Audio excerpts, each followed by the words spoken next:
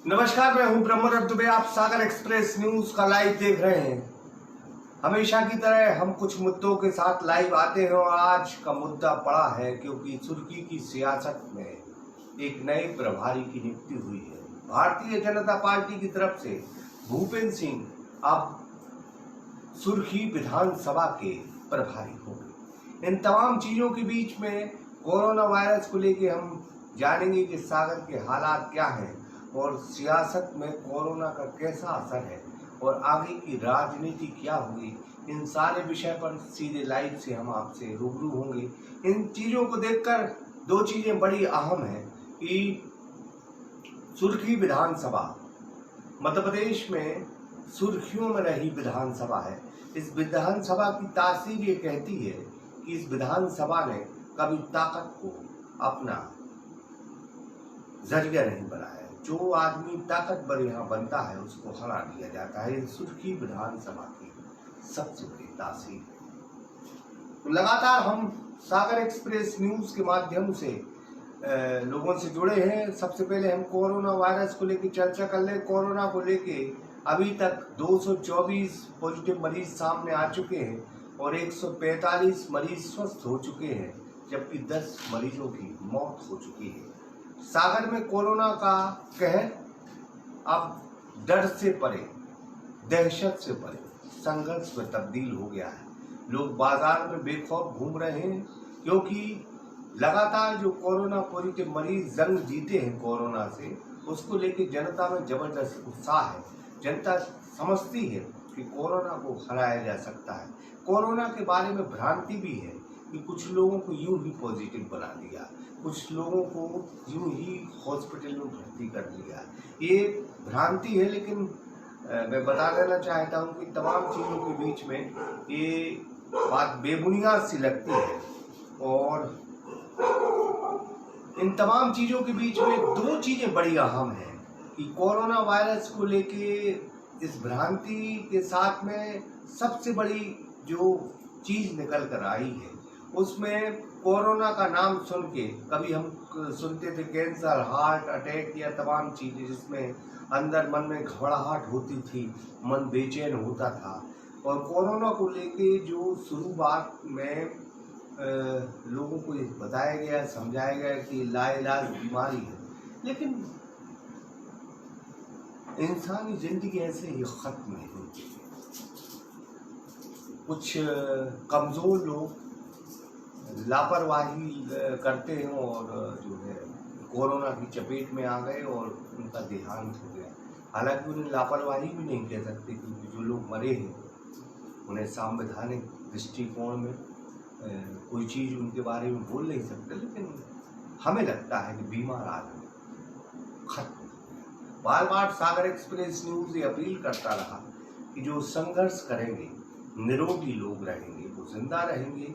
बीमार आदमी को ज़्यादा खतरा है, तो बुजुर्ग और बच्चे घर में ही रहें। और क्योंकि अगर बुजुर्ग और बच्चे घर में रहेंगे तभी वो सुरक्षित रहेंगे, क्योंकि ये वायरस बहुत तेजी से बुजुर्ग और बच्चों पर हमला कर रहा है।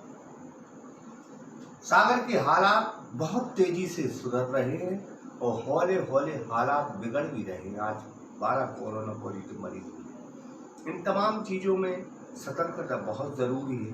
किसी चीज़ से तब तक डरें जब तक उसको पूरी तरह आप समझ ना जाए। कोरोना वायरस एक ऐसी बीमारी है जिसको अभी तक न तो डॉक्टर पूरी तरह समझ पाए हैं, न दुनिया का कोई भी व्यक्ति पूरी तरह कोरोना वायरस के बारे में जानकारी नहीं दे पाया है।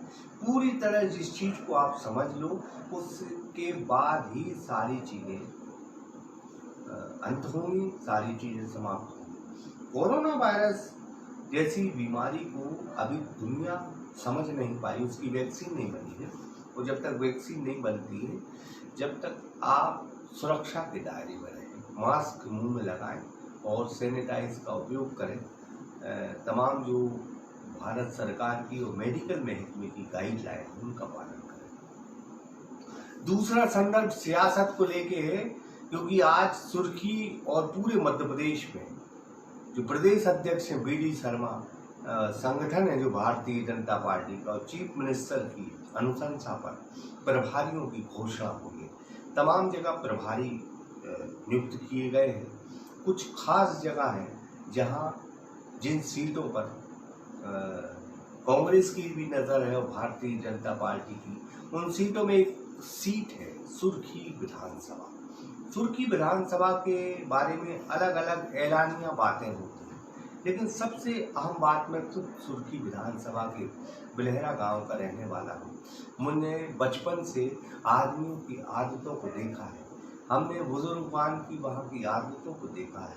कैसा है वो क्षेत्र जो सुर्खी के बारे में भ्रांति फैलाते हैं। उन तमाम लोगों को हम कहना चाहते हैं कि सुर्खी किसी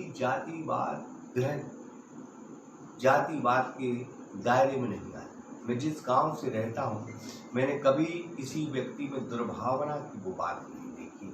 हम लोग मिलकर रहते हैं और यही आदत सुर्खी को सुर्खियों में रखती है। यहाँ उस आदमी को ज्यादा तवज्जो दिया जाता है जो दुख सुख में आपका साथी हो। विकास को सेकेंडरी यहाँ माना जाता है, लेकिन अब कुछ युवा जो जागरूक हुए हैं वो चाहते हैं कि विकास सर्वोपरि रहे और सेकेंडरी ये रहे कि मिलनसार हो, नेता अच्छे स्वभाव का हो, आपसे मिलता जुलता हो। कुछ युवाओं की जागरूकता काम भी कर रही है और असर भी इस क्षेत्र में हो रहा है। लोग अब 3 चीज़ों के लिए बहुत परेशान हैं। जो सुर्खी की जनता को पानी देगा वो सुर्खी का चुनाव जीतेगा।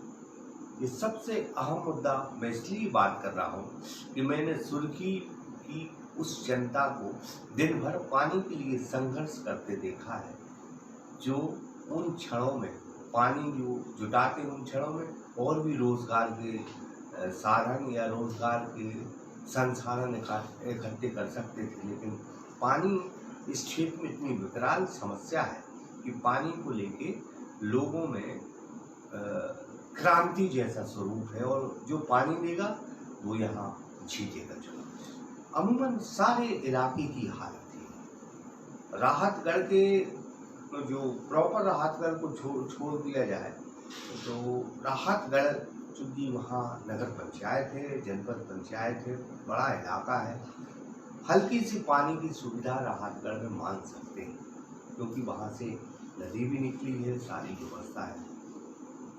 कुछ राजघाट जो जैसी नगर इलाके में आता है, कुछ सागर में आता है, उस इलाके को अगर छोड़ दिया जाए तो बाकी इलाका सूखा है। किसान, ये पठा इलाका है, यहाँ ज़मीन के नीचे पत्थर मिलता है, काला पत्थर, और काले पत्थर में पानी की बहुत कम गुंजाइश है। तो यहाँ काला पत्थर है जमीन के नीचे, इसलिए पानी है नहीं इस पूरे क्षेत्र में। इसलिए सुर्खी की सबसे बड़ी अगर समस्या है तो वह पानी, और दूसरी सबसे बड़ी समस्या है बेरोजगारी। यहाँ रोजगार के कोई साधन नहीं।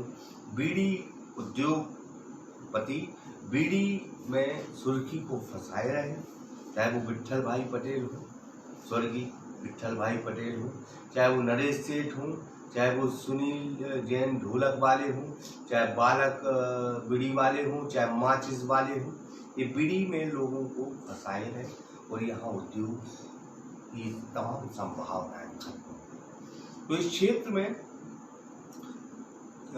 बेरोजगारी की बहुत अहम समस्या है। ये क्षेत्र पिछड़ा हुआ क्षेत्र है और इस क्षेत्र ने सदैव मध्य प्रदेश की राजनीति में नेता उगले और लक्ष्मी नारायण यादव जैसे नेता यहाँ मंत्री हुए, सांसद भी बने, सारी चीज़ें सुर्खी से मिली, पहचान भी मिली, लेकिन सुर्खी को उनने कुछ नहीं दिया। स्वर्गीय विट्ठल भाई पटेल साहेब यहाँ 2 बार चुनाव जीते 80-85 में, मंत्री भी बने, उद्योग मंत्री बने, लेकिन सुर्खी विधानसभा को कोई उद्योग उन्होंने दिया नहीं। ये बड़ा सवाल है, जो सवाल इसलिए पटल पर है कि अगर आप उद्योगिक क्षेत्र के उद्योग मंत्री हो तब आपको सुर्खी के लिए कुछ करना चाहिए, तो उन्होंने दिया नहीं। हालांकि सागर में उन्होंने इंजीनियरिंग कॉलेज की कवायद रखी, हम उनका शुक्रिया अदा करते हैं, वो दुनिया में नहीं है, लेकिन हम उनके मार्फत कांग्रेस पर ही आरोप लगाते हैं। कि कांग्रेस ने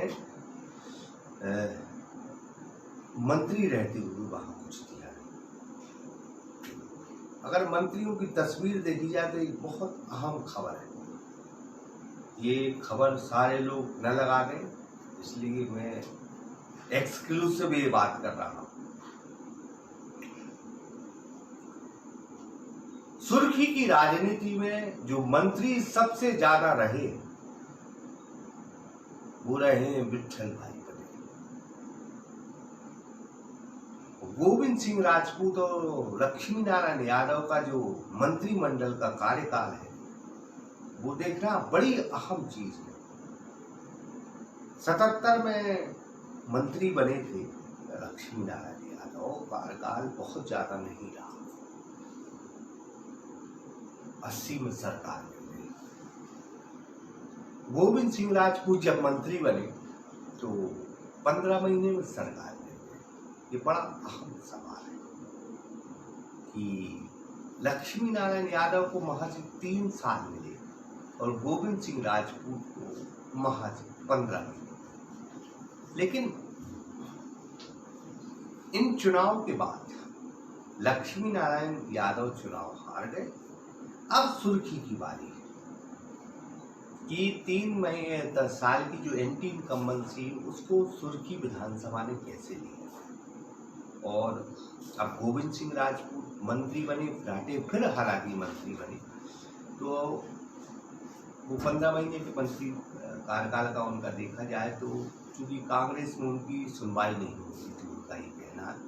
ज्योतिरादित्य सिंधिया ने भी यही कहा है कि सुनवाई नहीं होती थी, इस वजह से उन्होंने पार्टी छोड़ी। कांग्रेस ये आरोप लगाती कि हमने सब कुछ दिया, लेकिन उन्होंने वो गद्दार। मैं बार बार एक बात कहता हूं कि गद्दार और वफादार शब्द राजनीति में हटा देने चाहिए। गद्दारी का जिक्र सिर्फ जनता से होना चाहिए। अब आप कहते हैं लोकतंत्र का अपमान हो गया, आपने इतनी वोटों का अपमान किया, तो मैं आपसे कहता हूं कि गोविंद सिंह राजपूत 2003, 2008 और 2013 और 2018 का चुनाव न लड़ते कांग्रेस के चिन्ह पर,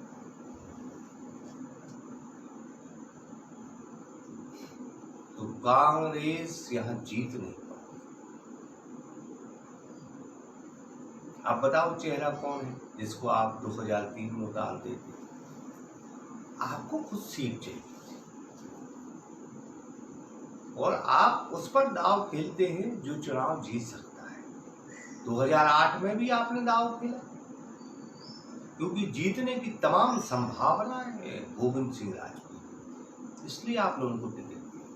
ये तो कतई ना कहें, आपका संख्या बल भी बढ़ता है। आप किसी को टिकट दे, ये वो हार जाए तो आपका संख्या बल विधानसभा में थोड़ी फर्क पैदा करेगा। जो आदमी जीतता है वही विधानसभा में दस्तक देता है। तो ये तो बेबुनियाद सी बात है कि हमने आपको दिया, आपने गद्दारी कर दी। कुछ लोग सिंबल से ऊपर है। मध्य प्रदेश की जनता और सागर की जनता अगर ब्रह्मदत्त दुबे को और सागर एक्सप्रेस न्यूज को का लाइव देख रही हो तो हम बहुत यथार्थ तस्वीर आपको बता रहे हैं। 2003 के जब चुनाव हुए उस वक्त उमा भारती प्रोजेक्ट मुख्यमंत्री के तौर पर मध्य प्रदेश में लॉन्च हुई। एंटी इनकम्बेंसी थी दिग्विजय सिंह की, लेकिन भारतीय जनता पार्टी का जो कमल का निशान है उससे ऊपर, हल्के से ऊपर अगर कोई महिला थी तो वो उमा श्री भारती थी। और उमा भारती के नाम पे वोट पड़े 63 महिला थी और वो मुख्यमंत्री।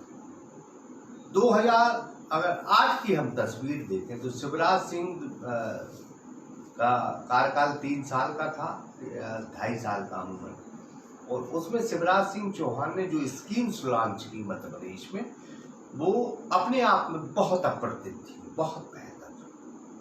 मैंने पहली पारी शिवराज सिंह की मध्य प्रदेश में सदैव याद की जाएगी।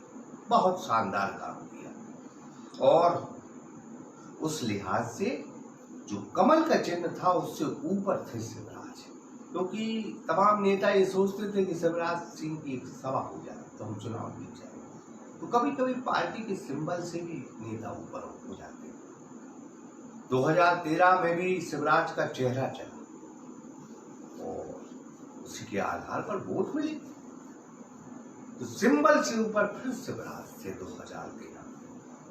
2014 का आपको लोकसभा का चुनाव बताते हैं। पहले 1998-99 अटल बिहारी वाजपेयी सिंबल से ऊपर थे, लोग उन्हें प्रधानमंत्री बनाना चाहे, अटल के नाम पर वोट, चेहरे के नाम पर वोट। और 2014 में नरेंद्र दामोदर दास मोदी के नाम पे हिंदुस्तान में भारतीय जनता पार्टी को वोट। इस चीज को कोई दरकिनार कर नहीं सकता। चेहरा पार्टी सिंबल से ऊपर था, इसलिए उसको लोगों ने सराहा और उसको वोट की।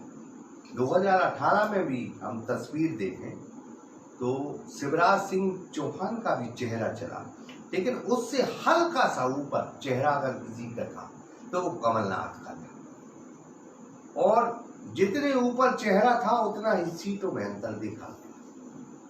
चेहरा सियासत और लोकतंत्र में बड़ा अहम पार्ट निभाता है।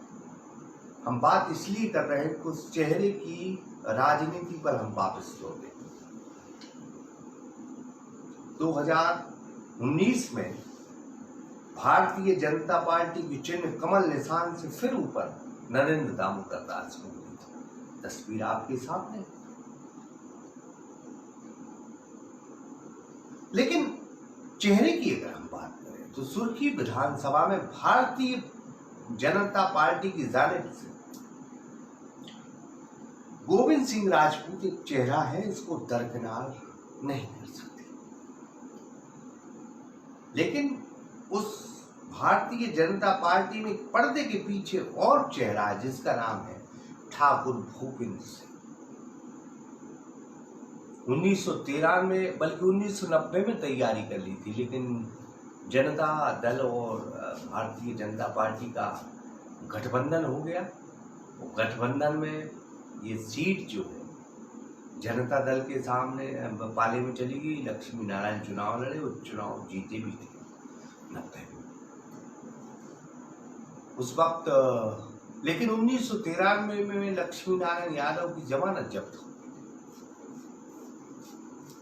विठल भाई चुनाव हार गए थे। भूपेंद्र सिंह 93 में चुनाव जीते थे और 98 में जीते, 2003 में हार गए। तो लगातार 3 विधानसभा तक, बल्कि 4 विधानसभा, 90 से 2003 माने 13 साल का बहुत लंबा काल था। वो एक टीम बनाते रहे और एक बेहतर टीम उन्होंने तैयार की जो आज भी बदस्तूर जारी है। 2009 के इलेक्शन में सांसद के चुनाव में सुर्खी की टीम काम करती है। खुरई की जितने भी चुनाव लड़े गए, लोगों को, दर्शकों को बता दें कि उसके पीछे भी सुर्खी का टीम का जबरदस्त प्रभाव रहा है। कि भूपेंद्र सिंह नकार नहीं सकते कि सुर्खी की जो टीम है वो खुरई में भी बहुत अहम रोल अदा कर चुकी है। बहुत जाबाज खिलाड़ी हैं उनके पास जो सुर्खी का चुनाव हिला डोला सकते हैं। तो इस लिहाज से सागर एक्सप्रेस न्यूज ने एक खबर बनाई थी कि सिंह को सिंह का साथ मिला तभी सुर्खी पर फतह। तो हम अपनी खबर पर मोहर लगाते हैं कि सागर एक्सप्रेस न्यूज ने पहले तय किया था कि मंत्री अगर वो बनेंगे तो जाहिर तौर पर चुनाव गोविंद सिंह राजपूत जीते, लेकिन प्रभारी बनना इस बात की ओर इशारा करता है कि आने वाले दिनों में भूपेंद्र सिंह मंत्री बनेंगे। 100% ये बात तय है। भूपेंद्र सिंह और गोपाल भार्गव 2 चेहरे जो बुंदेलखंड से मंत्री बनेंगे। ये बिल्कुल आज तारीख मैं समझता हूँ 5 जून है और आप नोट कर लीजिए।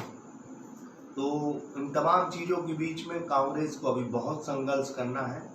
अनुभवी टीम के सामने उसको चुनाव लड़ना है। उसके पास ऐसे कोई प्यादे या मोहरे या नेता नहीं जो सुर्खी में बहुत ज़्यादा प्रभाव हो। परिचित कर सकें। आज मैं एक खबर देख रहा था तीनबत्ती.com से। विनोद आर साहब जो यहाँ पे वरिष्ठ पत्रकार हैं, उन्होंने अपनी तीनबत्ती.com से एक खबर जारी की थी। तीनबत्ती.com उसमें कहा था कि बहुत से पदाधिकारी, उनमें शैलेंद्र श्रीवास्तव को मैं देख रहा था, ओसवाल साहब को देख रहा था और एक बहुत महत्वपूर्ण कार्यकर्ता को देख रहा था कि गोविंद सिंह राजपूत ने सबसे पहले उनका नाम लिखा था उसमें, वो है गोविंद सिंह कुर्मी बटियावला। जो सुर्खी की जनता है वो इस नाम से बहुत अच्छे से परिचित है। ये पूर्व जनपद अध्यक्ष रहे हैं और बहुत अनुभवी आदमी। अगर सुर्खी की राजनीति को कोई जानता है तो बहुत बारीक नाम मैं बता रहा हूँ, गोविंद सिंह कुर्मी बटियावला, पढ़ा नाम। लेकिन सागर की जो प्रेस है या सागर के जो लोग हैं वो उन चेहरों में घूमते फिरते हैं जहाँ उन्हें सोचते हैं कि यहाँ ये बड़ा हो। ये मैं इसलिए महत्वपूर्ण नाम बता रहा हूँ कि ये बहुत अहम नाम है। गोविंद सिंह राजपूत को जबरदस्त सपोर्ट देने वाला गोविंद सिंह बटियावला। इसके बाद शैलेंद्र श्रीवास्तव भी अनुभवी, जुगल किशोर, गौतम साहेब, बरेरा से अगर देखी जाए तो लखन चौबे बहुत महत्वपूर्ण है और जुगल किशोर दुबे जी, ये भी महत्वपूर्ण नाम है। ऐसे नाम ही जो है डॉक्टर साहेब, गुरु परिवार, महत्वपूर्ण नाम तो है। और ये अगर गोविंद सिंह राजपूत के साथ हैं तो फिर मुझे नहीं लगता कि अभी गोविंद सिंह राजपूत ज़्यादा मुश्किल होगी। लेकिन चूंकि पटेलवाद और तमाम चीज़ें नाले चले और ये मैंने भी खबर लगाई, लेकिन असलियत में गोविंद सिंह के जो आभा मंडल में बहुत सारे लोग समाये थे। अगर वो गोविंद सिंह की बात मान गए तो मुश्किलात होगी कांग्रेस को।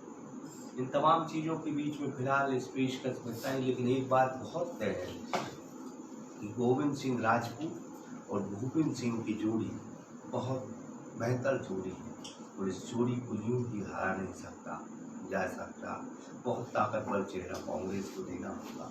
फिलहाल तस्वीर मुझे सामने नहीं आती, लेकिन हाँ एक बात ज़रूर है कि मुस्लिम, SC और तमाम वोट के आधार पर अगर कांग्रेस कोई अगला गलत जमा रही है तो सचेत हो जाए, क्योंकि बहुत हद तक किसी वोट के सहारे, किसी वोट बैंक के सहारे लोकतंत्र में कोई भी चुनाव नहीं जीते जाते। फिलहाल मैं यही कहूँगा कि सारे वोट जिसे मिलते हैं वही लोकतंत्र का सिकंदर है।